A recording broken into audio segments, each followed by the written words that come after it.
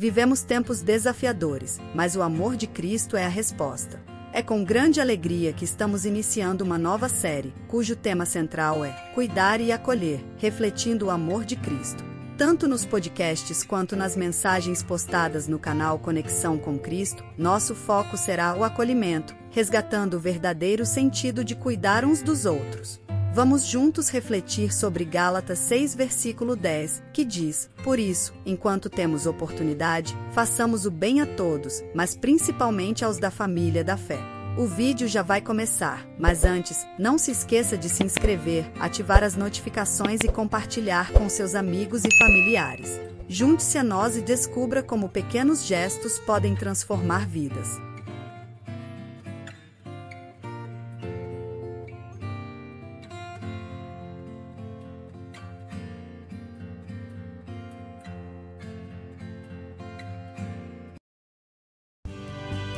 A Igreja Presbiteriana de Pinheiros. Ao meu lado está o reverendo Hernandes Dias Lopes e também conosco o pastor efetivo da Igreja Presbiteriana de Pinheiros, reverendo Arival Dias Casimiro. Muito obrigada pela companhia dos dois aqui nesse programa.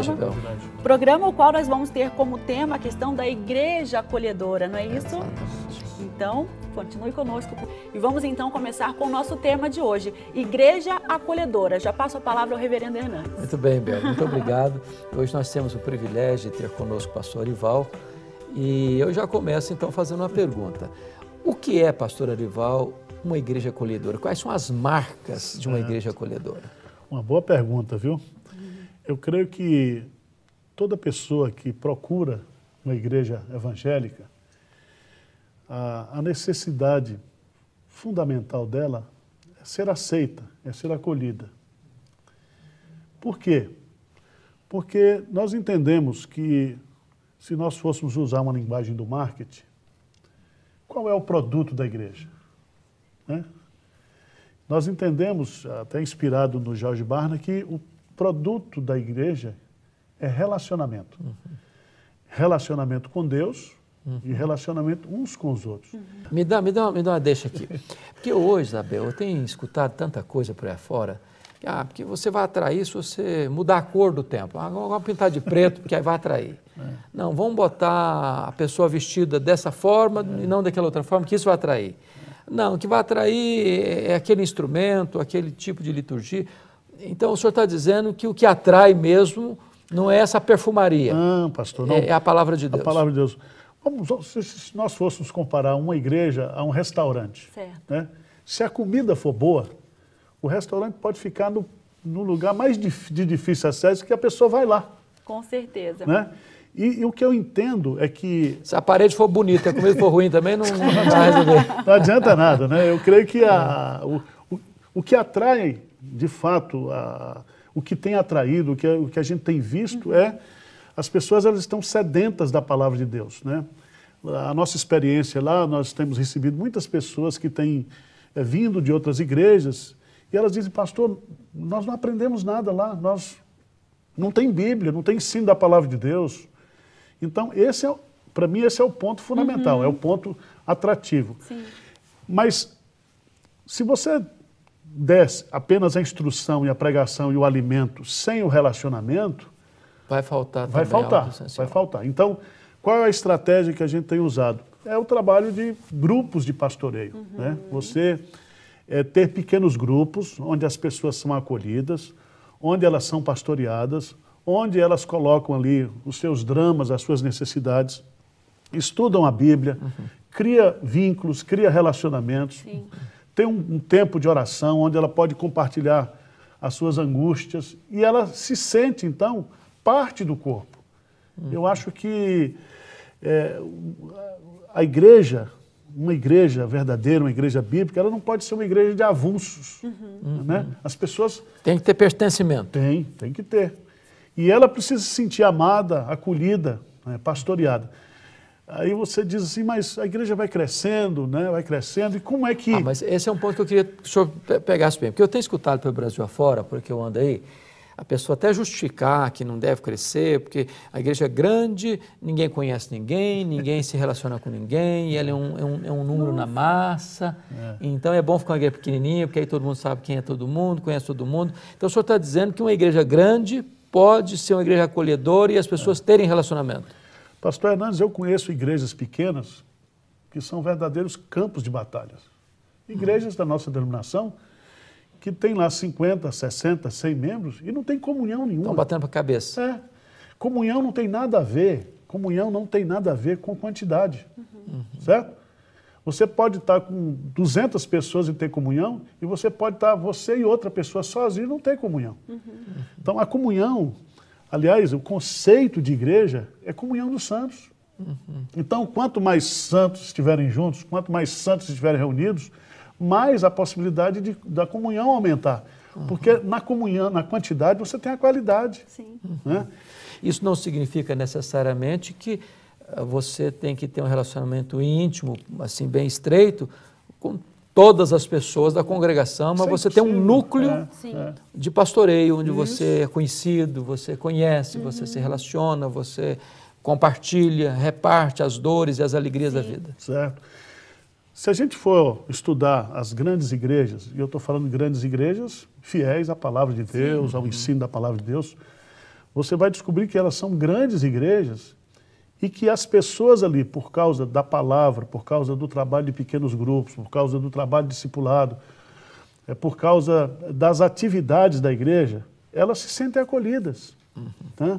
Então, esse discurso de achar que igreja fiel são as igrejas pequenas e colocar todos os defeitos em igrejas grandes, eu acho isso um equívoco muito grande. Né? Até porque se a igreja é um organismo vivo, tem que crescer. Tem que crescer, né, Isabel? Sim. Tem que crescer. Eu gosto muito de uma fala do Rick Warren, no livro dele, Uma Igreja com Propósito, que ele diz assim, pergunta errada. O que é que eu devo fazer para a igreja crescer? Pergunta certa. O que é que está impedindo a igreja de crescer? Porque se ela é um organismo vivo, vai precisar crescer, senão ela está doente. Precisa. É verdade? Verdade. E outra coisa, crescimento, o crescimento da igreja, ele precisa ser visto de forma intencional. Nós temos o mandamento que diz que nós temos que crescer, né? Em todos os aspectos. Crescer em números, se você pegar o livro de Atos, você vai descobrir que Lucas, ao relatar o crescimento da igreja, ele começa falando lá de 120 pessoas na primeira reunião para escolher o substituto de Judas, e ele vai falar da multidão dos que creem. Ele vai mostrando através do trabalho da igreja de Jerusalém, depois da igreja de Antioquia, o trabalho dos irmãos, que é natural o processo de crescimento. Né? Até de multiplicação. De multiplicação. Não é um crescimento comum, é um crescimento exponencial. E se você pensar bem hoje, nós ainda temos aí 2/3 da população mundial que não foi alcançada com o Evangelho. Né? Então, se você pensar bem, nós temos necessidades urgentes hoje nas grandes cidades, as pessoas estão desesperadas. Então, eu creio que quanto mais você pregar a palavra, quanto mais você ensinar, a sua igreja vai crescer. Eu escutei, Isabel, uma frase há pouco tempo que eu achei interessante. Ele diz o seguinte, que a comunhão, quando não tem crescimento, a koinonia, que é a palavra grega para comunhão, quando não tem crescimento, ela vira vira koinonite, vira uma doença. A koinonia vira koinonite. Koinonite, o sufixo it, é da questão da inflamação da doença. Então, acho que é isso que o senhor está dizendo. Se uma igreja entra ano, sai ano, ela não cresce, ela não se multiplica, não chega a ninguém, aquela relação vai ficando adoecida. Pastor, veja bem, uma igreja que não cresce é porque ela não está fazendo a missão. Porque qual é a missão? Fazer discípulos. Sim. Vamos pegar, estudar as igrejas que estão crescendo, todas elas estão envolvidas com missões, com evangelização, com plantação de novas igrejas, com discipulado. Sim. A razão de ser da igreja, historicamente falando, né, é a obra missionária, é o crescimento. Pastor, outra coisa, eu fico pensando o seguinte, O que é que um pastor, talvez que esteja nos assistindo, um líder de uma igreja, um membro de uma igreja que esteja nos assistindo, e talvez a realidade sua é de estar numa igreja que não está crescendo. Anos e anos, a estatística é a mesma. Às vezes entra 10, sai 11, entra 12, sai 9 e fica ali, naquele marasmo, ano após ano. Igrejas, às vezes, têm 20 anos, 30 anos, 50, 100 anos, mas não sai dali. O que é que o senhor aconselha essas pessoas a fazerem? Será que elas poderiam fazer uma visita? A igreja tal está crescendo, vou lá para ver? Seria uma... A primeira coisa que eu acho que tem que acontecer é que o pastor tem que entrar em crise.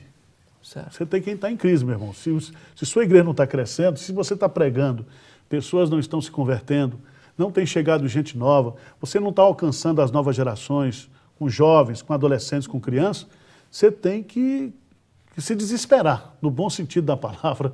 Você tem que entrar numa crise, porque é natural da igreja crescer. O que eu aconselharia isso aí é você procurar igrejas que estão crescendo, mas você também... Mas saber se os princípios bíblicos estão sendo usados. Isso. Nós não estamos defendendo aqui o crescimento pragmático, a qualquer custo. Claro. Por isso, nós temos uma literatura que nós colocamos em prática na nossa igreja, que são 10 princípios de crescimento da igreja e revitalização de igreja, baseado no livro de Atos. Você quer ver a sua igreja crescer? Começa a sua igreja, coloca a sua igreja para orar, começa a pregar a palavra com unção e poder, começa a fazer um trabalho de visitação, começa a abrir a igreja todos os dias, né? Porque aquele conceito de igreja que você se reúne só no domingo, hoje não funciona. As igrejas neopentecostais, elas crescem porque elas estão abertas todos os dias. Então, se a pessoa está necessitada, tem uma igreja aberta ali. Né?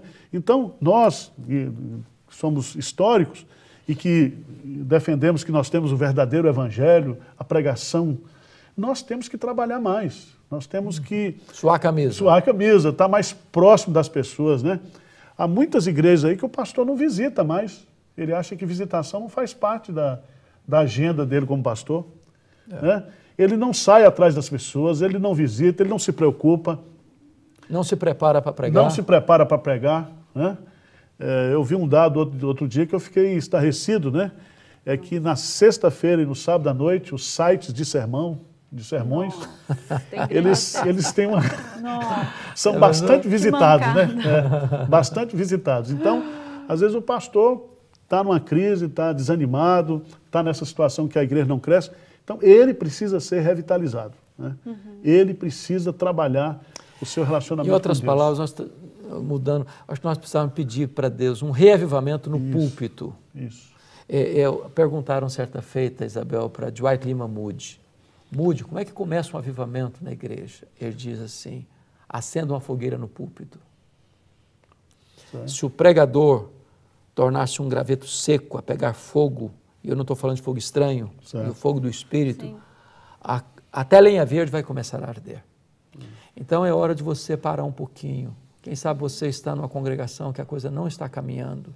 Ora pelo seu pastor, conversa com ele, procure visitar uma igreja que pregue a palavra de Deus com fidelidade, que está crescendo, veja o que está acontecendo. A gente pode imitar coisa boa, a gente pode aprender com os outros, todos nós somos aprendizes. Né? E deixa eu dar um testemunho aqui em relação à igreja de Pinheiros. Uma das coisas lindas, Isabel, que eu vejo lá é o seguinte, é como a pessoa entrou no pátio da igreja e já é recebido pelos diáconos para estacionar seu carro. A pessoa vai entrando, ela recebe um abraço. Então, isso tudo é coisa que nós podemos fazer com espontaneidade, fazer com alegria, fazer com intencionalidade. O crescimento da igreja precisa ser desejado, precisa trabalhar para isso. Então, é hora de você aí refletir sobre isso. Talvez o pastor Ival pudesse encerrar para nós, né? Dando uma palavra para quem está aí. Não, meus irmãos, olha, a Bíblia fala que um planta, outro rega, mas o crescimento vem de Deus. Então o que nós temos que fazer é plantar e regar, é trabalhar, pôr a mão no arado, cuidar das pessoas, receber as pessoas, entendê-las no seu sofrimento, nas suas angústias, ministrá-las a palavra de Deus e cuidar das pessoas. E aí o crescimento é natural, Deus se alegra com isso e a coisa vem naturalmente. Alegria de Deus, alegria no céu e alegria na terra. Isso. Bom dia, meus irmãos. Vamos abrir a palavra de Deus lá no Evangelho de João, capítulo 8. Leremos versos de 1 a 11.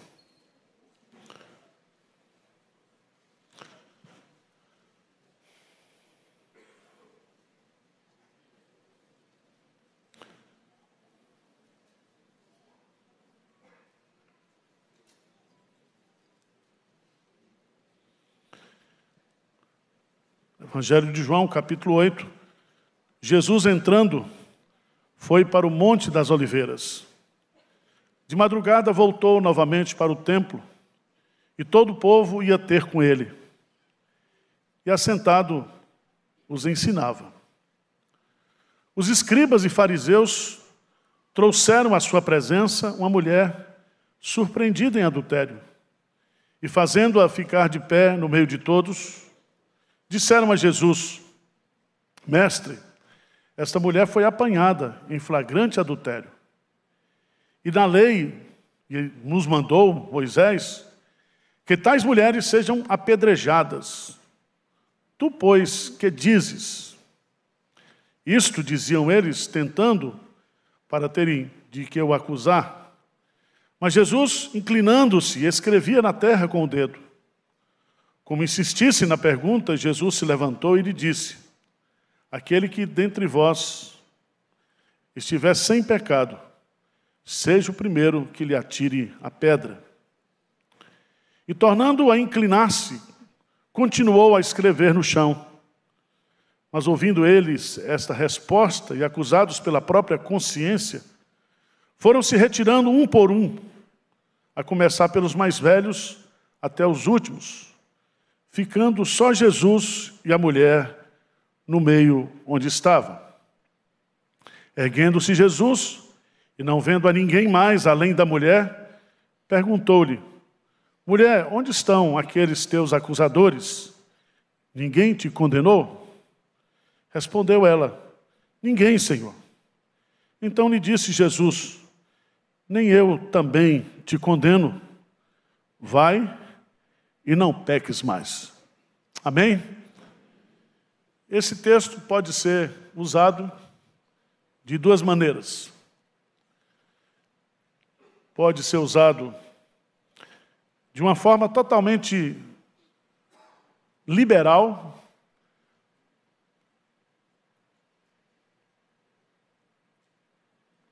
fazendo com que nós, na igreja,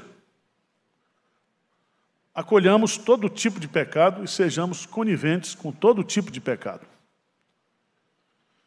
Por outro lado, nós podemos olhar para esse texto na perspectiva de Jesus, que a igreja é um lugar de cura, que a igreja é um lugar de perdão, que a igreja ela tem como missão acolher os doentes, porque os sãos não precisam de médicos. E sermos uma comunidade que trata, que cuida uns dos outros. Amém? Dentro dessa perspectiva, nós precisamos criar uma cultura na igreja de acolhimento, de aconselhamento, de perdão. E quando olharmos para os erros, para os pecados, para os problemas que cada um aqui tem enfrentado, haja graça, haja misericórdia, haja cura, haja restauração.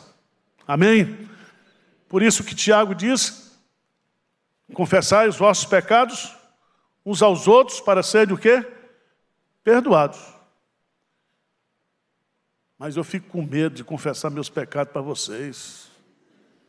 Fiquei sabendo dos meus pecados, e aí, ao invés de me curar, vocês pedem a minha exoneração do ministério, que você é um pecador desgraçado. Quantas pessoas buscaram ajuda na igreja, e ao invés de serem acolhidas, de serem tratadas, foram julgadas. E aqui eu quero, nesta manhã, justamente trabalhar esse assunto, porque esse capítulo 8 é um capítulo fantástico do Evangelho de João. Ele está dividido em 4 partes. E aqui há pelo menos uma série de contrastes e conflitos entre a graça e a lei. Versos 1 a 11. Entre a luz e as trevas, 12 a 20. Entre a vida e a morte, 21 e 30. Entre a liberdade e a escravidão, 31 a 47. E a honra e a desonra, versos 48 a 59. Mas o que me encanta nesse capítulo é justamente esses 11 primeiros versículos, onde Jesus, ele revela o seu grande poder de perdoar, de restaurar. E talvez você esteja aqui hoje precisando de colo, precisando de carinho, porque você tem suas lutas, os seus problemas. E você gostaria que a graça de Deus fosse derramada sobre a sua vida hoje. E que ao tomar a Santa Ceia, você se sentisse perdoado, amado, acolhido. Amém? Vamos para o texto.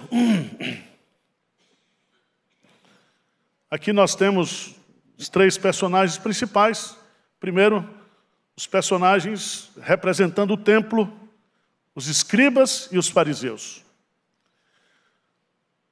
O segundo personagem que nós temos aqui, a segunda personagem, é a mulher, que foi flagrada em adultério, exposta de uma forma maldosa, o seu pecado, o seu erro, diante de todos. Mas você tem também aqui o terceiro personagem, que é a figura de Jesus. Veja nos versos 4 e 5, qual foi a atitude dos escribas e fariseus. Diz o texto, a partir do versículo 3, que os escribas e fariseus trouxeram a mulher à sua presença. Uma mulher surpreendida em adultério. E veja no texto, fazendo-a ficar de pé no meio de todos. Esse não era o trato comum, esses tratos eram tratados de forma conciliar, de forma reservada. Mas aqui, meus amados irmãos, esses homens, parece que eles têm prazer em expor o pecado do outro, em se alegrar com o erro do outro, em usar o erro do outro para dizer que ele é melhor do que o outro, que ele é crente, que ele é santo, que ele é perfeito. Mas veja, nos versos 4 e 5, disseram a Jesus: mestre, esta mulher foi apanhada em flagrante adultério. E na lei nos mandou Moisés que tais mulheres sejam apedrejadas. Tu, pois, que dizes? Se você abrir a Bíblia, por favor, lá em Levítico, capítulo 20, versículo 10, e em Deuteronômio 22, você vai descobrir o que a lei de Moisés falava. Vamos para Deuteronômio 22.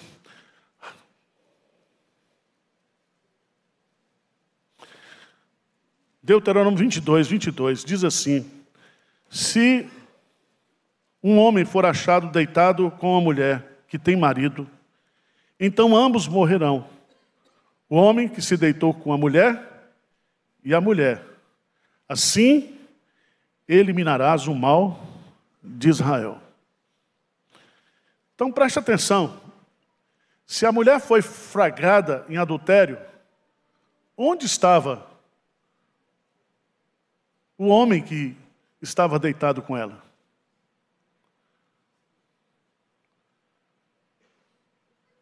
Pela lei, os dois deveriam ser julgados.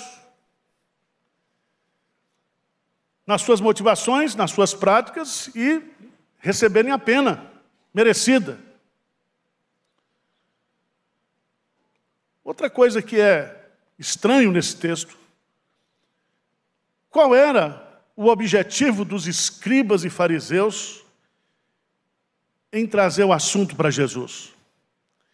Eles estavam preocupados com a santidade da igreja, eles estavam preocupados com as famílias envolvidas ali, os cônjuges traídos, eles estavam preocupados com aquela mulher, eles tinham amor por aquela mulher, eles estavam preocupados na recuperação daquela mulher, no tratamento daquela mulher.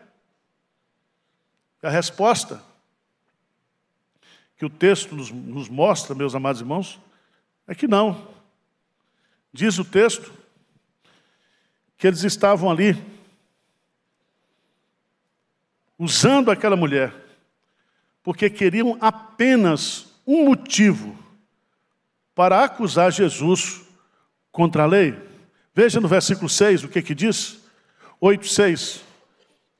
Diz assim, vamos ler juntos? Isto diziam eles, tentando, para terem de que o acusar. Então veja bem, isso aqui é um jogo de cena, isso aqui é um teatro, isso aqui é uma arapuca, é uma armadilha. E pessoas machucadas, pessoas que estavam lutando contra pecados, são usadas justamente com esses propósitos. Isso é uma coisa demoníaca, diabólica. Vocês acham que isso acontece hoje ou não? Você acha que tem gente na igreja que, muitas vezes, e eu já vi isso muito, é cruel com o pecado dos outros para esconder os seus pecados pessoais? Gente que julga, gente que se acha mais espiritual, mais crente, gente que acha que ele jamais cairá naquele pecado, confiando na sua própria carne.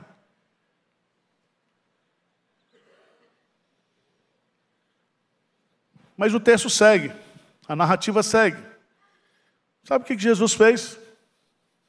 Jesus não lhe respondeu. Ele inclinou-se e escrevia na terra com o dedo. Eu queria saber o que Jesus estava escrevendo. Porque Jesus não escreveu nada. Não tem um escrito de Jesus, escreveram sobre ele. Mas o que ele estava escrevendo? O que o mestre dos mestres, o senhor dos senhores, naquela situação, fosse eu, diz, vou pegar esses caras agora. O que você acha?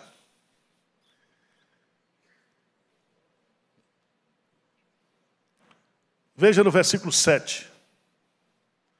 Versículo 7. Vamos lá, ler juntos? Como insistissem na pergunta, Jesus se levantou e lhe disse: aquele que dentre vós estiver sem pecado, seja o primeiro que lhe atire. Que não tem nada a ver com Chico Buarque, tá? Joga a pedra na Geni, não tem nada a ver. O que esse texto está nos ensinando aqui? O que Jesus está querendo nos ensinar? Abra sua Bíblia em Deuteronômio, capítulo 17, versículo 7.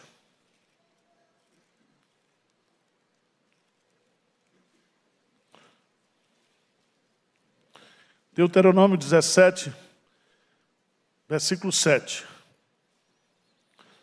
Vamos ler juntos? A mão das testemunhas será a primeira contra ele, para matá-lo. E depois a mão de todo o povo.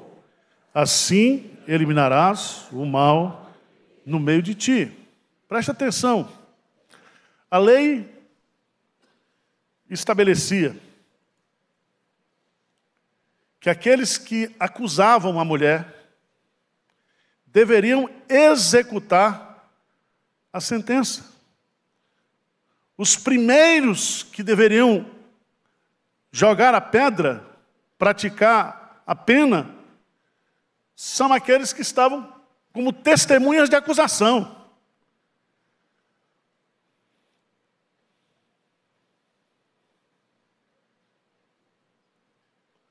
Quem deveria atirar pedras sobre aquela mulher eram os escribas e os fariseus, os primeiros, porque a lei dizia assim.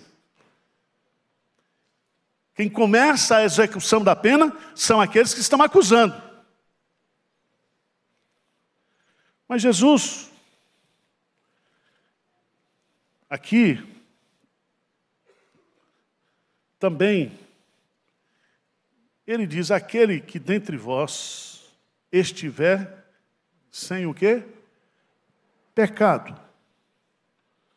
Por que Jesus diz isso? Porque Jesus já havia ensinado no Sermão do Monte que o adultério não é aquele apenas que é pego em flagrante, mas se no teu coração você já desejar, você já está o quê? Pecando.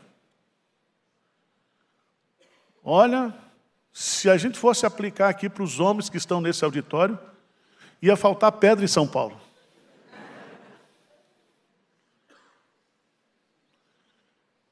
Porque Jesus vai justamente mostrar que o pecado, ele deve ser tratado a partir da graça de Deus, a partir do perdão de Deus. E é isso que nós precisamos aprender, como crente, como igreja, como uma comunidade que está preocupada em cuidar das pessoas, em restaurar as pessoas.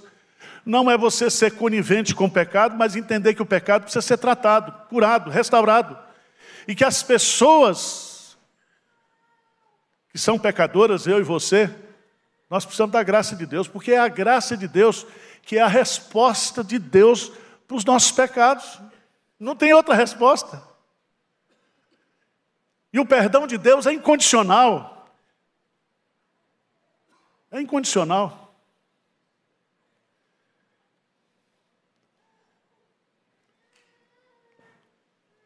Eles que acusavam a mulher deveriam iniciar a penalização daquela mulher. Eles que acusavam a mulher deveriam ser perfeitos em sua conduta sexual. Quem deles não tinha cometido um pecado sexual? Quem deles? Hoje nós temos na igreja muita gente enfrentando problemas na área de pornografia, na área de vício, na área de dependência química.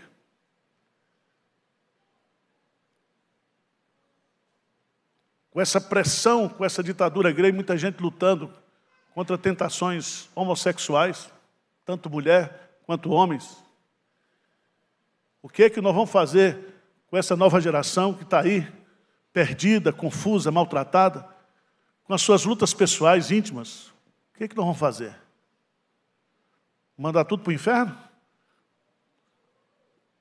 Ou vamos cuidar dessas pessoas? E aqui eu quero solenemente chamar a sua atenção para o fato de que a pergunta que Jesus fez ficou no ar. Ninguém respondeu. E todos foram se afastando da presença daquela mulher. E interessante, começar dos mais velhos, porque os mais velhos são os mais safados. Tem mais histórico de safadeza.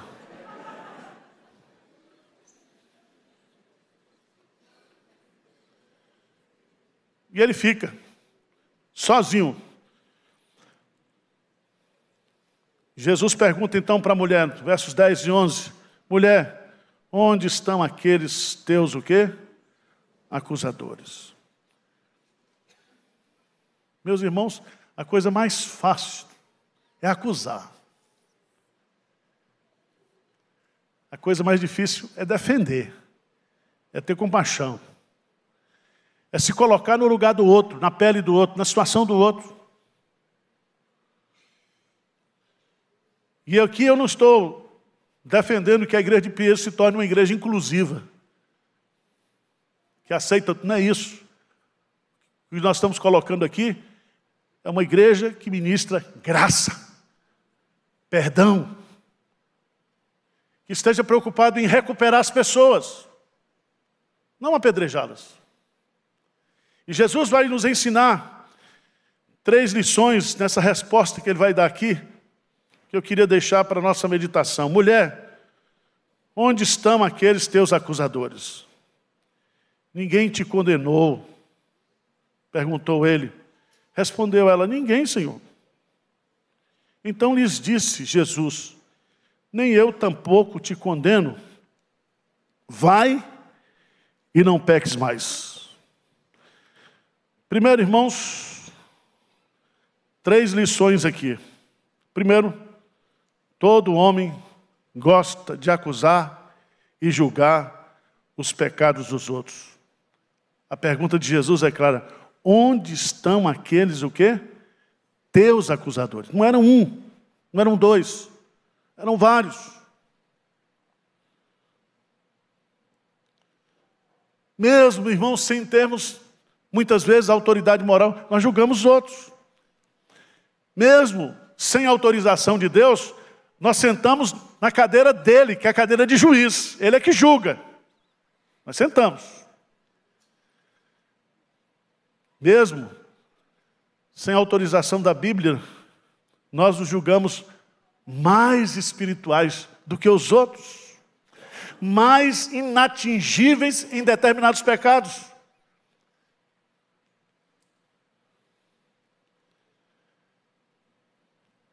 Às vezes estamos cometendo o mesmo pecado que estamos apontando no outro. Jesus diz, antes de apontar o cisco que está no olho do teu irmão, veja a lasca que está no teu olho. Cuidado para você não ser condenado naquilo que você está acusando. Vocês estão me entendendo ou não?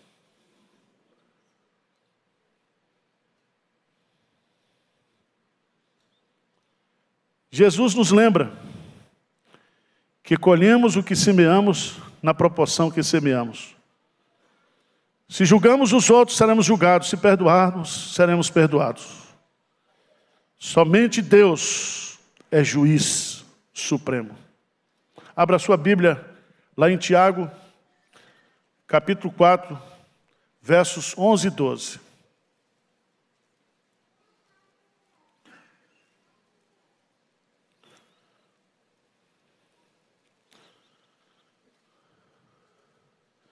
Vamos ler juntos? O que aqui diz?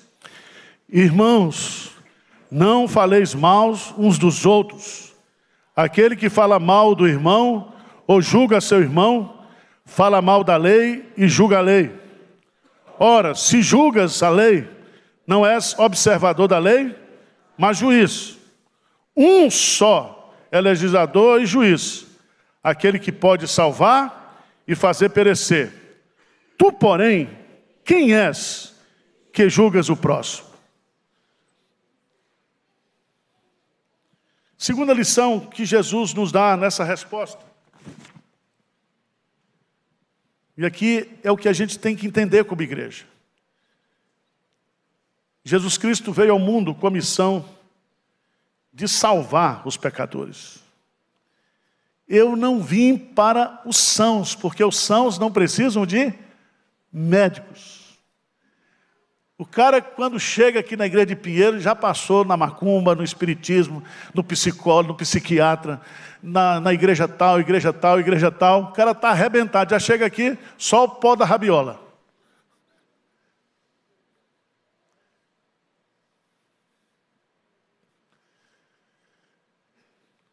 O que é que a gente faz com esse povo? Como é que nós vamos fazer? Jesus diz que quem crer nele recebe o seu perdão e está livre de toda condenação. Jesus diz, nem eu tampouco te condeno. É Jesus que está dizendo. Porque ele não veio ao mundo para julgar o mundo, para condenar o mundo, ele veio para salvar. Ele veio para pôr em liberdade os cativos, para consolar todos os que choram. Você crê nisso ou não? Ele veio.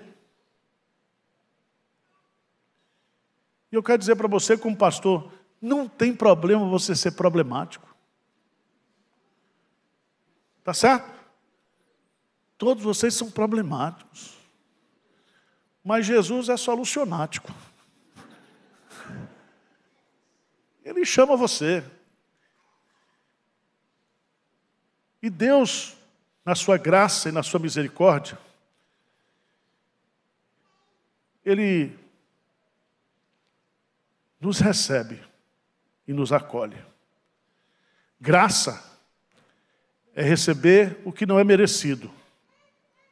Misericórdia é não receber o que é merecido. Sabe o que Jesus faz? Ele derrama graça e misericórdia sobre a mulher pecadora. Jesus está aqui hoje, nesse culto, nessa ceia que nós vamos tomar, para perdoar você, para restaurar você, para curar você. Rick Warren diz, alguém disse que quando entregamos a Deus todos os nossos erros e fracassos, Ele os joga no mais profundo do mar. Então coloca um aviso dizendo, proibido pescar. Ele não quer que continuemos dragando os nossos pecados. Pecado perdoado, pecado esquecido por Deus, enterrado por Deus. Pare de chorar, pare de sofrer. Aqui não é universal, mas é a igreja de Jesus Cristo. É a igreja da graça.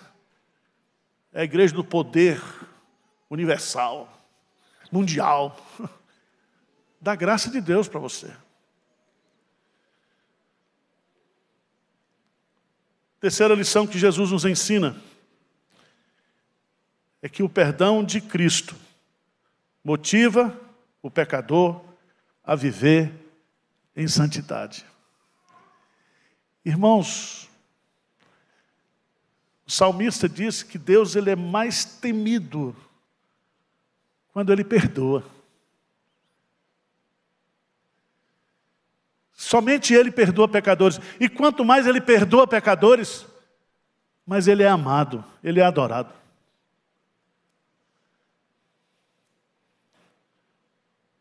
Jesus disse para a mulher, vai e não peques mais. Não sei o que aconteceu com aquela mulher, ela se foi. Ela se foi. A história não registra. Mas o que fica claro é que quem recebe o perdão deve buscar a santificação. Quando a gente recebe o perdão de Deus, há uma mudança de Senhor e de serviço. Se Jesus é o seu Senhor, você deve se consagrar totalmente a Ele em santificação. Antes você era escravo do pecado, agora você é servo de Deus, você é filho de Deus. Eu gosto muito da citação de J. Blanchard, que ele diz assim, o que o homem descobre, Deus cobrirá. O que o homem cobre, Deus descobrirá. Nada podemos esconder dele. E Ele conhece a minha luta pessoal, as suas lutas pessoais, os seus problemas. E aquela mulher pecadora, como eu e você nesta manhã, podemos ser alvo da graça de Deus.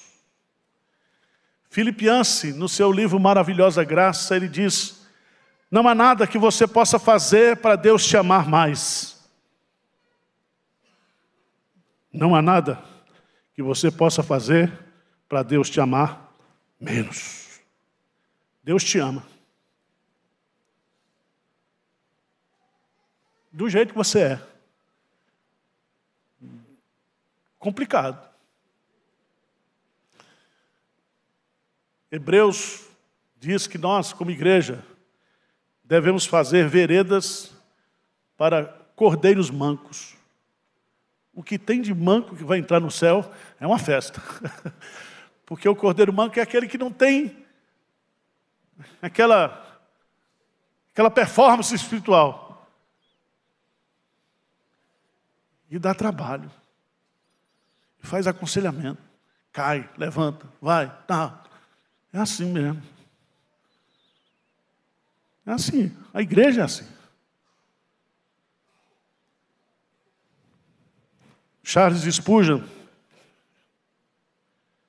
ele diz assim: tenho pregado o Evangelho de Cristo por muitos anos e jamais conheci alguém que tenha confiado em Cristo e pedido perdão pelos seus pecados e ele tenha o lançado fora.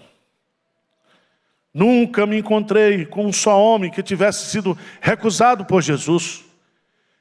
Tenho conversado com mulheres às quais ele restituiu a pureza primitiva, com bêbados a quem ele livrou dos hábitos vis, e com outros culpados de horríveis pecados que se tornaram puros como crianças. Sempre ouço a mesma história. Busquei o Senhor e Ele me ouviu. Livrou-me no seu sangue e estou branco mais do que a neve. Amém? Vamos ficar de pé? Vamos orar?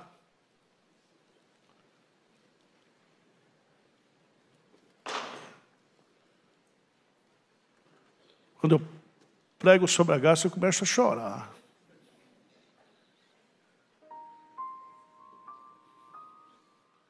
Qual é a sua luta, meu irmão?